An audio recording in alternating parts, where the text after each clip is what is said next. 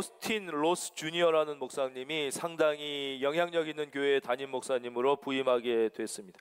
그래서 이렇게 신방을 하는데 그 교회에 레올라 맥레어라는 이름의 아주 믿음이 좋은 자매님이 병원에 입원하시게 된 것이었습니다. 그래서 이제 신방하여 예배를 드리려고 갔습니다. 이제 도착해서 잠깐 기도를 드리고 우리 함께 예배 드립시다 그러는데 이 자매님이 그러는 거예요. 목사님, 드릴 말씀이 있어요. 아니 무슨 얘기인데 한번 해보세요. 그랬더니 제가 이 병원에 입원하면서 한쪽 다리를 절단할지도 모른다는 결심을 가지고 왔습니다.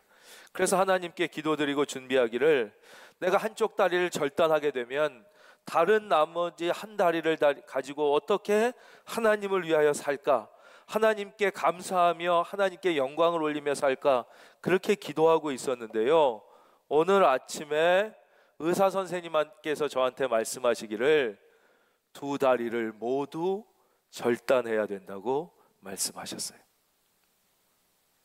순간 나는 얼어붙고 말았다. 어떤 위로의 말을 건네야 할지 마음속에 전혀 떠오르지 않았다. 그토록 오랫동안 훈련했던 신학 훈련도, 그렇게 힘들게 공부하여 받았던 상담학 박사학위도 그 순간 아무런 도움이 되지 못했다. 나는 그저 멍하니 얼어붙었다. 그런데 바로 그 순간 자매는 연이어 이렇게 고백합니다. 그래서 저는 오늘 아침에 의사 선생님이 두 다리를 모두 잘라야 한다는 말씀을 해주신 때부터 그렇다면 내가 앞으로 이 건강한 두 손을 가지고 어떻게 하나님께 영광을 돌릴 수 있을지를 생각하기 시작했어요. 그랬더니 할 수 있는 것들이 너무나 많더라고요. 책을 읽을 수도 있고요, 글을 쓸 수도 있어요, 요리를 할 수도 있고요, 그림을 그릴 수도 있고 뜨개질을 할 수도 있었어요. 하나님께서 주신 이 건강한 두 손을 가지고 할 수 있는 일이 너무나 많아 하나님께 감사드렸어요. 그래서 저는 병원에서 퇴원하면 목사님이 그렇게 좋아하신다는 당근 케이크를 꼭 만들어 드리려고요. 그녀는 질병의 사막에 장미꽃을 심었다. 나는 영원히 그때 그 자매와 그 자매가 나에게 준 감동을 잊지 못할 것이다. 오늘 말씀 33절은 이렇게 시작됩니다. 다른 한 비유를 들으라. 주님이 우리에게 비유, 얘기를 해주시는 거예요. 한 집 주인이 포도원을 만들어 산 울타리로 두르고 거기에 집 짜는 틀을 만들고 망대를 짓고 농부들에게 세로 주고 타국에 갔더니, 예, 저를 봐주십시오. 이제 설명해 드리겠습니다. 한 좋은 주인이 포도원을 잘 만들었어요. 그리고는 울타리까지 다 짓고 또 포도를 이렇게 열매를 맺으면 포도즙을 딸 수 있게 즙들도 다 만들어주고, 그 정도만 해줘도 고마운데 포도원을 잘 지킬 수 있게 망대까지 다 세워줬어요. 그리고는 농부들에게, 다 일거리도 없고 먹고 살 터전도 없는 사람들을 불러가지고 여기서 마음대로 간섭받지 말고 너 즐겁게 다 포도 농사를 지을 수 있게 다 해줬어요. 그리고는 믿고 맡기고 타국으로 가면서 때가 되면 그 수확한 열매 중에 일부만 나에게 이렇게 보내주시오, 그렇게 했다는 거예요. 참 좋은 농부지요. 좋은 주인이죠. 그리고 이제 열매 맺을 때가 돼가지고 사람들을 보냈어요. 34절. 열매 거둘 때가 가까움에 그 열매를 받으려고 자기 종들을 농부들에게 보냈어요. 이제 종들을 보내서 열매를 좀 가져와라 그랬더니 35절. 농부들이 종들을 잡아 하나는 심히 때리고 하나는 죽이고 하나는 돌로 쳤다. 아주 배은망덕한 끔찍한 범죄의 배신을 저지른 거예요. 그게 얼마나 이 포도원 주인이 충격을 받았겠어요. 그런데도 참았어요. 그리고 더 많은 다른 종들을, 뭔가 오해가 있었겠지, 그리고 또 보냈어요. 그런데 똑같이 그 사람도 때리고 죽이고 막 이렇게 한 거예요. 정말 너무너무 비참한 일이고 충격을 받을 일인데도 이 포도원 주인은 또 오래 참고 인내하면서 마지막에 아들을 보냈어요. 후에 자기 아들을 보내며 이르되, 37절이에요. 그들이 내 아들은 존대하리라. 그리고 보냈더니 이 농부들이 그 아들을 보자마자 더 악독한 생각을 한 거예요. 자기들끼리 모의를 하면서, 야, 저거 왜 아들 아냐? 저 상속자 아냐? 저것만 죽여버리면 이거 다 우리 거 되겠다라는 아주 악독한 생각을 하고선 결국은 39절, 이에 잡아 포도원 밖에 내쫓아 죽였느니라. 이 얘기를 예수님이 이제 들려주시는 거예요. 야, 이런 일이 있었다. 그리고는 질문하시는 거예요. 이 시간 우리에게도 질문하시는, 뭐라고 질문하시냐? 그러면 포도원 주인이 올 때에 그 농부들을 어떻게 하겠느냐? 니들 한번 대답해봐라. 니들 포도원 주인이 다시 올 때 포도원 주인이 그 농부들에게 어떻게 하겠냐? 그랬더니 그들이 말하되, 41절 화면 보겠습니다. 우리 모두 다 같이 읽겠습니다. 시작. 진멸하고 포도원은 제때의 열매를 바칠 만한 다른 농부들에게 새로 줄지니이다. 이렇게 대답을 했다는 것이 당연한 대답 아니겠어요? 바로 오늘 예수님이 들려주시는 이 이야기는 이 하나님의 우리를 향한 그 신실한 사랑과 배려와 인내와 오래 참으심에 악한 마음을 품고 불순종으로 대적한 인간들에 대한 하나님의 심판, 하나님의 심판에 대하여 우리에게 설명해 주고 계시는 아주 중요한 이야기입니다. 이제 본문을 조금 해석해 드리면, 여기에 포도원 주인은 누구겠어요? 그러니까 그렇지, 바로 하나님을 의미하는 거예요. 하나님. 이스라엘은, 아니 죄송해요, 포도원은 이스라엘을 의미하는 거예요. 더 넓게 보면 이 모든 세상을 의미하기도 해요. 여기 나오는 이 농부들은 좁은 의미로 보면 종교 지도자, 그 당시에 바리새인, 대제사장, 백성의 지도자들을 의미하는 거고, 넓은 의미로 보면 먼저 선택받아 예수 믿은 우리들을 의미하는 거예요. 여기 농부들은. 마지막으로 종들, 주인이 열매 받아오라고 보낸 종들은 하나님이 보내신 선지자들을 얘기하는 거예요. 하나님의 뜻은.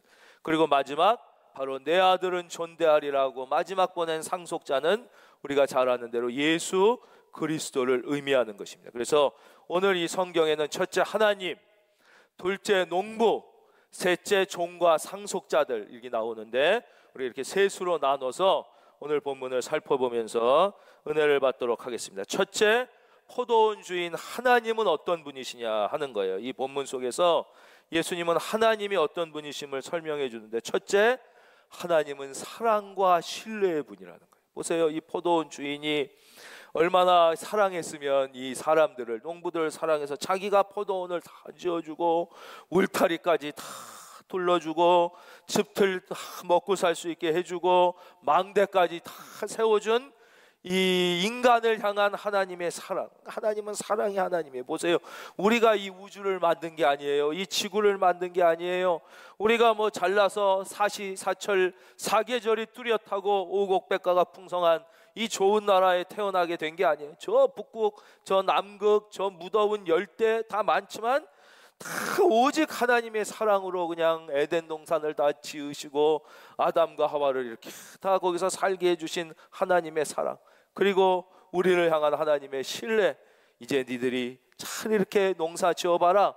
우리를 향한 신뢰를 하나님이 보여주시는 거예요. 다 맡기고 자기는 타국으로 갔다는 거예요. 아담과 하와한테 다 에덴 다스리고 네가 이렇게 이름도 붙이고 다 하라. 첫째, 하나님의 우리 인간을 향한 사랑과 신뢰를 우리 한번 따라하겠습니다. 하나님은, 자 뒤에 계신 분도, 하나님은 나를 사랑하시고 나를 믿어주신다.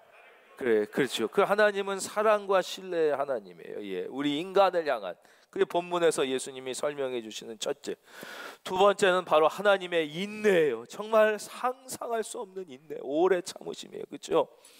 이 열매 받을 때가 돼서 열매하라고 갔더니 이게 말이 됩니까? 농부들이 종들을 잡아 하나는 심히 때리고 하나는 죽이고 하나는 돌로 쳤어요. 정말 이 일이 벌어졌으면 가만히 있을 수 없는 거예요. 근데 하나님은 오래 참은, 뭔가 얘들이 실수를 했겠지, 뭔가 오해가 있었겠지, 그래서 툭 보내신. 이거는 그냥 단순한 비유가 아니라 역사에 실제로 일어났던 사건이. 하나님은 하나님을 모르고 배반하고 있는 인류를 향해 선지자들을 보내는 거예요. 그러면 막 선지자를 보내서 하나님의 뜻을 증거에도 막 잡아 죽이고 막 그러잖아요. 선교사들을 죽이고 성경 속에서 선지자들을 잡아 죽이는 그런 일들이 일어났지만 하나님은 참으시는 거예요. 그리고 36절, 다시 다른 종들을 처음보다 많이 또 더 많은 선지자들을 보내신 얘기가 성경에 가득해요. 이 땅에도 아프리카에도 더 많은 선교사님들을 쫙 보내는 거예요. 지금 우리 교회가 파송하고 협력하고 있는 선교사님들 코로나 때문에 다 한국에 들어와 계실 것 같죠? 아니에요. 지금도 마다가스카르 그대로 계시고 부룬디 계시고 필리핀 계시고 태국 계신 선교사님들이 많은 거예요. 그렇지만 막 핍박하고 죽이는 사람들이 많아요. 또 선지자들을 다 죽이고 그럴 때 우리 같으면 어떻게 더 참겠냐고요. 그러나 우리 하나님은 오래 참으셔. 한번 따라 할까요? 오래 참으시는 하나님. 그래서 마지막에 아들까지 보내신 거예요. 예수 그리스도를 보내어 이르되 그들이 내 아들은 존대하리라. 마지막 예수님까지 보냈는데 농부들이 그 아들을 보고 서로 말하되 이는 상속자니 자축이고. 이 오래 참으시는 하나님을 우리가 이 예수님의 설명에서 만날 수가 있어요. 마지막 이 성경 예수님이 우리에게 가르쳐 주시고자 하는 아주 중요한 메시지는 사랑과 신뢰의 하나님, 인내하시는 하나님. 여기서 끝나는 게 아니에요. 마지막 심판하시는 하나님. 40절. 그러면 포도원 주인이 올 때에 그 농부들을 어떻게 하겠느냐? 그들이 말하되 그 악한 자들을 진멸하고 포도원은 제때의 열매를 바칠 만한 다른 농부들에게 새로 줄지니이다. 이거예요. 바로 심판하시는 하나님. 한번 따라하겠습니다. 심판하시는 하나님. 예, 우리 가정에서 지금 소파에 앉아 계신 분도 같이 하겠어요? 따라해 주세요. 심판하시는 하나님.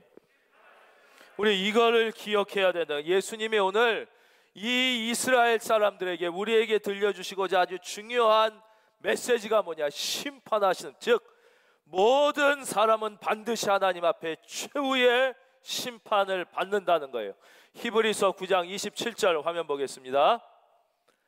히브리서 9장 27절. 한 번 죽는 것은 사람에게 정해진 것이요 그 후에는 심판이 있으리니. 믿으시면 아멘. 누구나 다 죽고 반드시 하나님 앞에 심판을 받게 되어 있어요. 성경은 예수님이 다시 오시는 그때 흰 보좌, 백보자 심판이라고 들어보셨죠?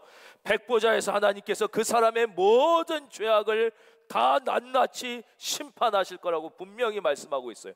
White Throne Judgment. 마지막 하나님께서 백보자, White Throne, 그 왕좌에 앉으셔서 다 심판하시는 거예요. 심판하시기 때문에 이 세상이 살만한 것이고 이 세상이 인간이 인간답게 살 수 있는 거예요. 최후의 심판이 없으면 여러분 보십시오.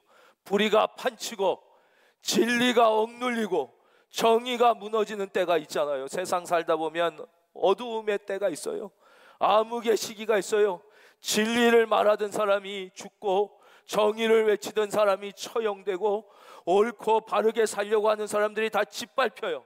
막 진리를 말하는 사람을 죽이고 복음을 증거하던 사람을 짓밟고. 근데 여러분 그런다고 진리가 죽습니까? 그렇다고 정의가 죽어요? 아니에요.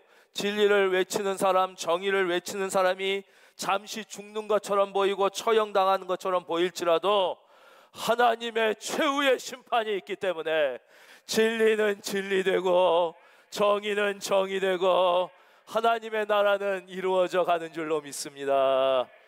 죄는 무서운 것이. 죄는 1000년, 2000년, 3000년이 지나도 공소시효가 없어요.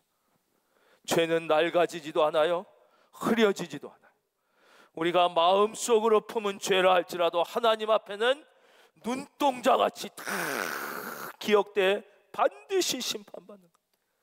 인간도 과학이 발전하면서 옛날에 그 몇십 년 전 범인을 못 찾는 것 같아도 그 DNA를 분석해서 수십 년 전 화성 연쇄살인도 밝혀내는 것이.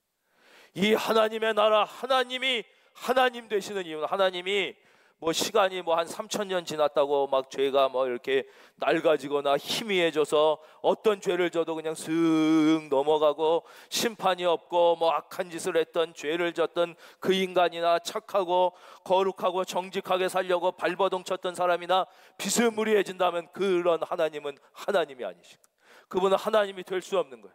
우리는 하나님 앞에 반드시 심판받고 아무리 적은 죄도 낱낱이 드러나고 마음으로 지은 죄일지라도 다 심판받는다고 성경은 반복해서 우리에게 말씀하고 있어요. 우리에겐 희망이 없습니다. 왜냐? 이상하게 나이를 사람이 먹어가면 먹어갈수록 마음이 순결해지고 거룩해지면 좋겠는데 실제 그렇지 않습니다. 나이를 먹으면 먹을수록 더 욕심이 생기고 추잡해지고 사랑사랑하고 막 이렇게 예수 믿는데도 다 그러고 사는데 하는 경우가 얼마나 많은지. 지식을 쌓으면 쌓아질수록 사람이 정결해지고 순결해지면 얼마나 좋겠습니까? 그러나 요즘에 다 대학 나오고 공부를 많이 하지만 사람의 마음이 지식으로 정결해지지를. 과학기술이 발전해도 죄가 계속 더해가는 거예요. 한 번 죽는 것은 정한 것이고 반드시 심판이 있는데 우리에게는 그래서 희망이 없다는 것이 성경의 1차적 메시지라는 거예요. 에이씨, 죽는 거 싫어. 그 죽으면 심판받는 게 너무 두려운 마음이 누구나 인간 마음에 있어서 사람은 죽음을 두려워하는 거예요. 죽음을 거부하려고 해요. 이 인간의 삶의 유한성에 가장 격렬하게 저항했던 인물이 누구냐? 대표적인 인물이 진시황이라는 사람이에요. 잘 아시지만 오늘의 중국 대륙을 통일한, 저 중국이 저게 한 대륙이 이상하게 한 나라가 된 게 그 전에 중국이 한 나라가 아니었어요. 춘추 전국 수많은 나라가 다 유럽처럼 나눠져 있었는데 진시황이라는 걸출한 영웅이 나와가지고 저기를 전체 다 통일하고 도량령을 통일하고 한 나라를 만든 거예요. 그 만들어 놓고 보니까 아유, 나도 곧 죽네. 너무 억울한 거예요. 내가 죽기가 너무 싫어. 그리고 죽은 후에 대한 그 두려움이 있어서 죽지 않으려고 백방으로 죽지 않는 약을 좀 있는 놈은 가져와라. 의원들 중에 죽지 않는 약 좀 만든 놈은 가져와라. 그래서 막 다 불렀어요.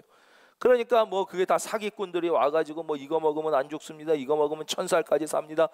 다 거짓말인데 진시황이 거기에 마음을 뺏긴 거예요. 죽지 않으려고 막. 그러다 보니까 뜻있고 배운 지식인들, 학자들이 뒤에서 비판하기 시작했어요. 황제가 왜 저러시나? 저 사람이 영웅인 줄 알았는데 저 왜 말도 안 되는 짓을 하나?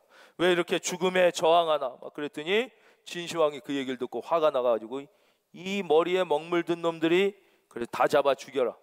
다 책을 다 태워라. 그게 분서갱유 사건이잖아요. 다 책 태우고 사람 다 죽이고. 그때 최고의 사기꾼이 탁 나타나는 거예요. 그 사기꾼의 이름이 서복이라는 자예요. 서복이라는 자가 딱 나타나서 폐하 저 동쪽에 가면 복례산이라는 산이 있습니다. 그 우리로 치면 금강산이에요. 지금 그 뒤에서 가면 영주산이라는 산이 한라산을 의미해요. 거기에 바로 먹으면 영원히 늙지도 않고 죽지도 않는 불로초가 있습니다. 저에게 금 20톤과 선남 선녀 3000명과 뭐 이런 씨앗과 곡식을 주시면 제가 거기 가가지고 그거를 갖다 드리겠습니다. 이 진시황이 싹 속아 넘어가는 거예요. 이 속아 넘어가는 경우가 많습니다. 예. 우리 현대인들도 뭐 많이 배우고 똑똑한 진시황은 영웅 중에 영웅이에요. 그러나 인간이 이 죽지 않으려고 발버둥치고 심판받지 않으려고 발버둥칠 때 이런 어리석은 짓을 하는 거예요. 뭐 그 뒤에 얘기 잘 아시잖아요. 서복이 갔다 오겠어요? 불로초가 있으면 지가 먹지. 그런 게 없잖아요. 가가지고 돌아오지를 않자 기다리다 진시황이 어떻게 해요? 내가 직접 불로초를 찾아 나서겠다. 그래서 수많은 사람을 데리고 불로초를 찾아 돌아다니다가 결국 51세의 나이에 자기 아들과 측근에게 배신을 당해 독극물 중독으로 죽게 되는 게 진시황 스토리예요. 히브리서 9장 27절 다시 한번 읽어보겠습니다. 히브리서 9장 27절 다 함께요. 시작. 그렇다면 우리는 어떻게 해야 하냐? 그것이 바로 성경이 우리에게 주시는 2차 메시지인 거예요. 한 번 죽는 것은 정해진 것이고 그 후에는 심판이 있고 우리는 모두 죄로부터 자유롭지 못한데 그렇다면 우리는 어떻게 해야 하는가? 우리 한번 다 같이 일어나서 찬양 하나 부르고 같이 말씀 듣겠습니다. 평안을 너에게 주노라.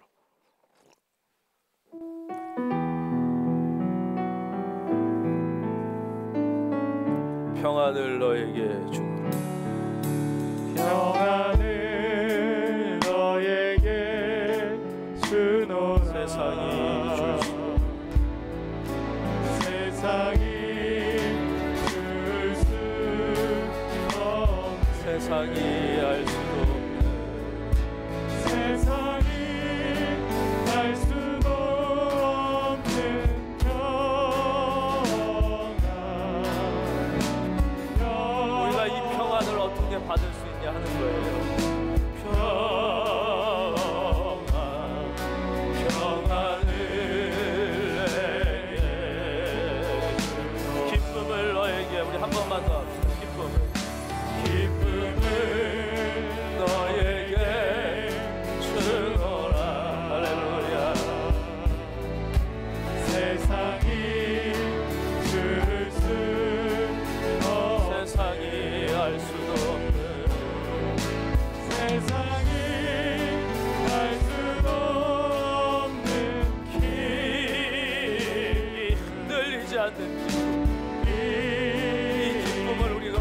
받을 수 있게 하는 거예요.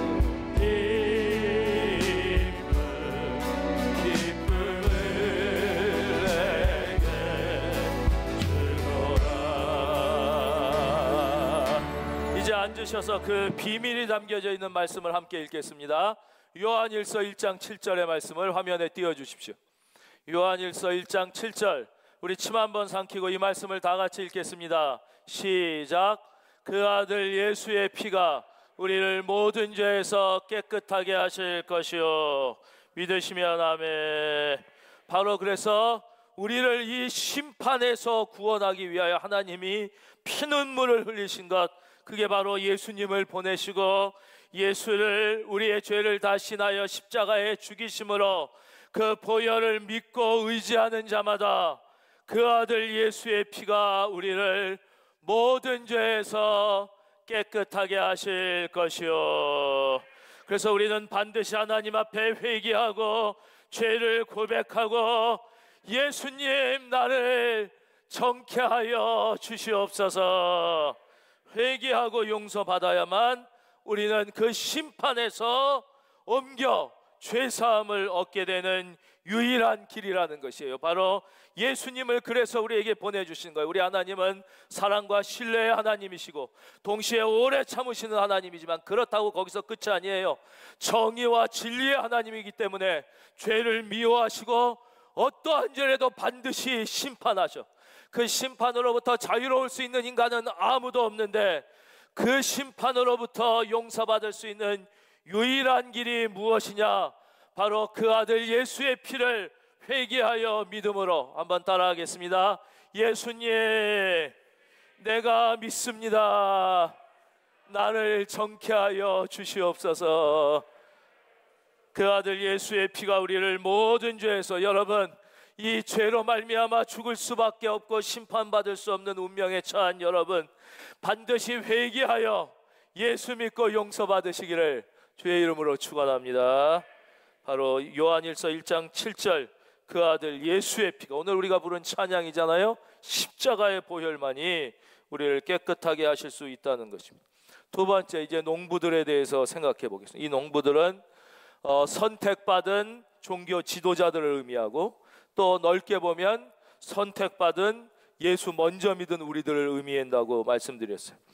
이 농부들은 하나님의 사랑에 대하여 순종이 아니라 불순종, 불순종은 다른 말로 하면 배은망덕인 거예요. 배은망덕.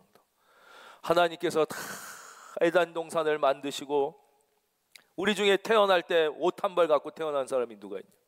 생명을 주시고 다 하나님이 우리를 창조해 주셨는데 하나님이 어디 있냐고 그러고, 죄진 다음에는 너 왜 선악과, 죄송해요, 선악과 먹었냐고 그랬더니, 아이 그거 당신이 하나님이 만들어주신 저 여자 때문에 먹었잖아요. 너 왜 그렇게 믿음으로 못 사냐 그러니, 이 세상이 지금 믿음으로 살게 돼 있어요. 다 세상이 악하고 다 먹고 살기 힘드니까 어쩔 수 없잖아요. 이게 똑같은 거예요. 아담이 하는 거랑. 배은망덕, 우리가 그렇게 살고 있다는 거예요. 저희 종들도 처음부터 그렇게 악독하진 않았을 거예요. 근데 처음에 이 농부들도 처음부터 악독하진 않았을 텐데 하나님이 이 종들을 보내니까 처음에 이게 주기 싫은데 아까운데 어떡하지?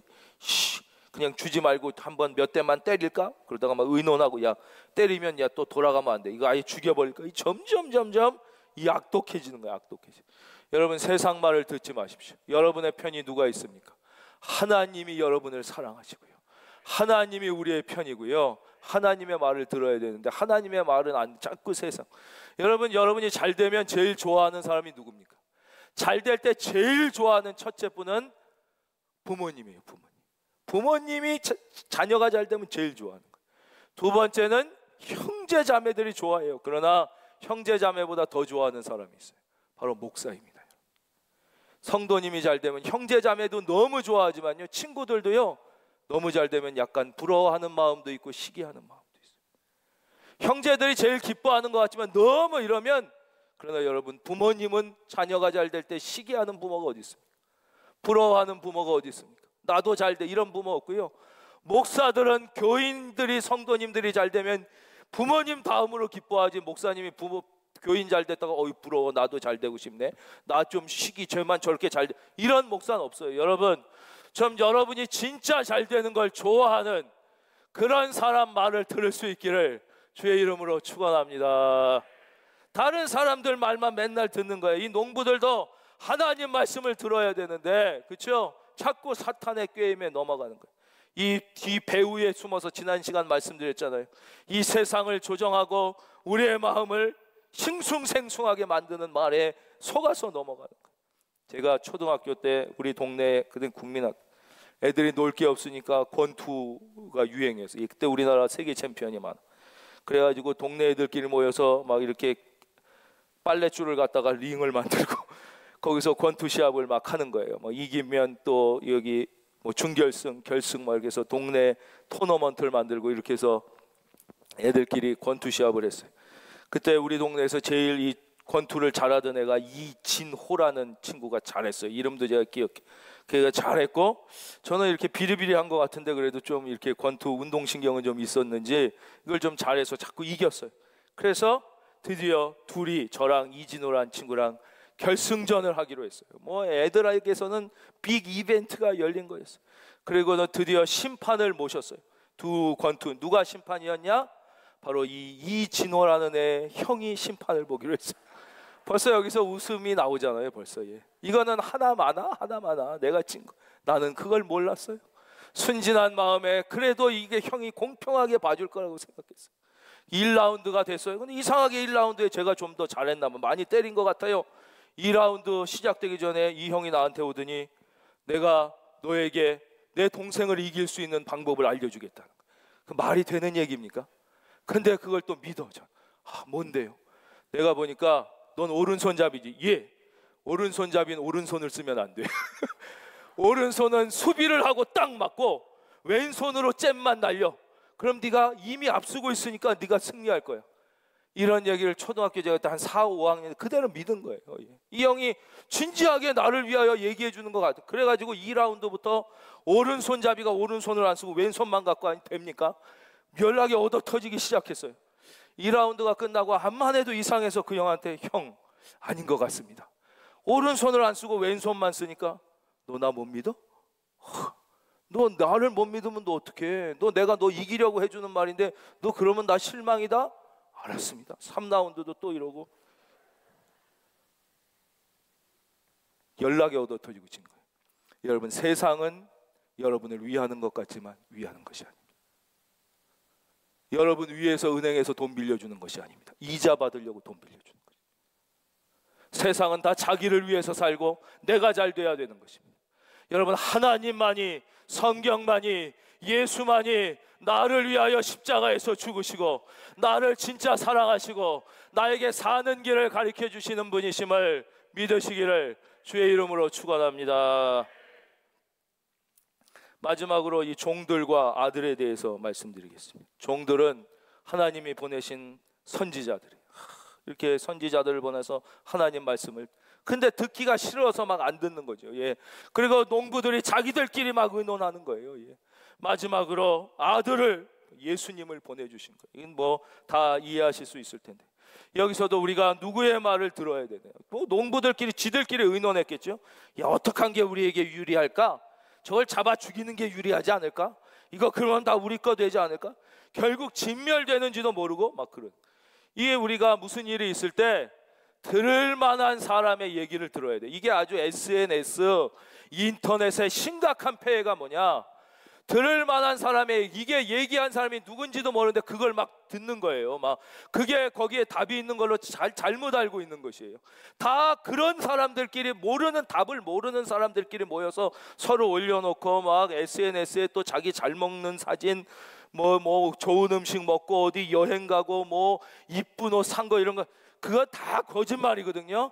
자기가 아픔이 많고 상처가 많고 괴로운 사람일수록 남들에게 열등감이 있으니까 내가 이렇게 잘 먹어, 내가 이렇게 잘 살아, 내가 이렇게 여행 다녀라는 자기가 보여주고 싶은 모습만 찍어서 이렇게 싹 올려놓는 거란 말이에요. 이게 열등감이 있는, 그거 보고 또 열등감을 느끼고 뭐 거기에 답이 있는 줄 알고 이거 하면 어떻게 좋아요, 저걸 하십시오, 뭐 이렇게 안 되는 거예요. 제가 뭐 우리 성도님들께 너무 죄송하지만 이제 몇 가지 몸이 계속 안 좋아지는 것 같아서 검사를 했어요. 검사 피를 뽑고 검사를 했는데 의사 선생님이 깜짝 놀라더니 목사님 어떡하죠?